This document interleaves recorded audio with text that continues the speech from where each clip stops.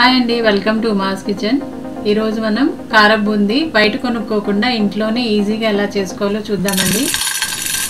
ఇది చాలా easy recipe అండి. 10 to 15 మినిట్స్లో తయారైపోతుంది. ఇప్పుడు ఎలా చేయాలో చూద్దాం. ముందుగా ఒక బౌల్లో 1 కప్పు శనగపిండి వేసుకోండి. ఒక 1/2 కప్పు బియ్యపిండి వేసుకోవాలి.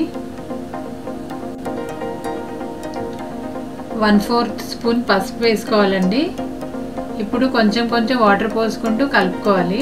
ఒకసారి వాటర్ ఎక్కువ పోసేస్తే మనకి కావాల్సిన కన్సిస్టెన్సీ రాదండి, అందుకే కొద్దిగా పోసుకోండి.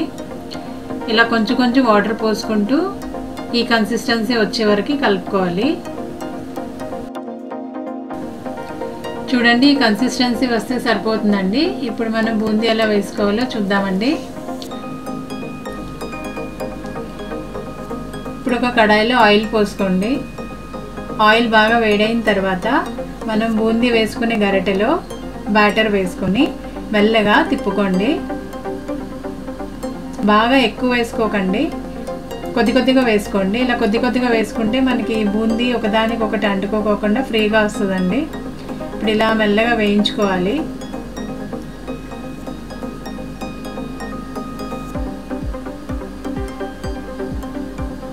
చూడండి, కలర్ వస్తే సరిపోతుందండి. ప్రతిసారి మనం బూందీ వేసుకునేటప్పుడు మనకి గరిటె క్లీన్గా ఉంటే బూందీ బాగా వస్తుందండి. ఇలా కొద్దిగా వేసుకుంటూ పిండి అయిపోయేంత వరకు వేసుకోవాలి. ఇప్పుడు మనం బూందీ వేసుకోవడం అయిపోయిందండి. ఇప్పుడు అదే ఆయిల్లో ఒక 100 గ్రామ్స్ వరకు పల్లీలు కూడా బ్రౌన్ అయ్యేంత వరకు వేయించుకుని బూందీలో వేసుకోవాలి.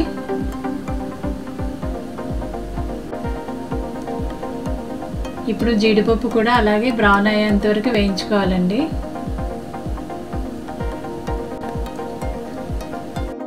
ఇవి వెల్లుల్లి రెబ్బలండి, దంచుకుని వేసుకోవాలి. అలా కూడా వేసుకోవచ్చు, లేకపోతే ఫ్రై చేసుకుని వేసుకోవచ్చు.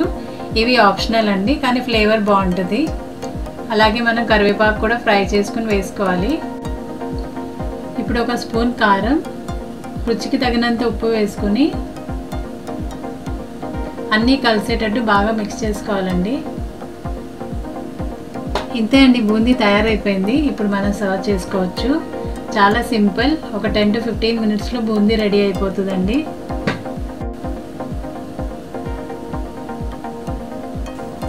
చూడండి, బూందీ ఎంత పర్ఫెక్ట్గా వచ్చిందో.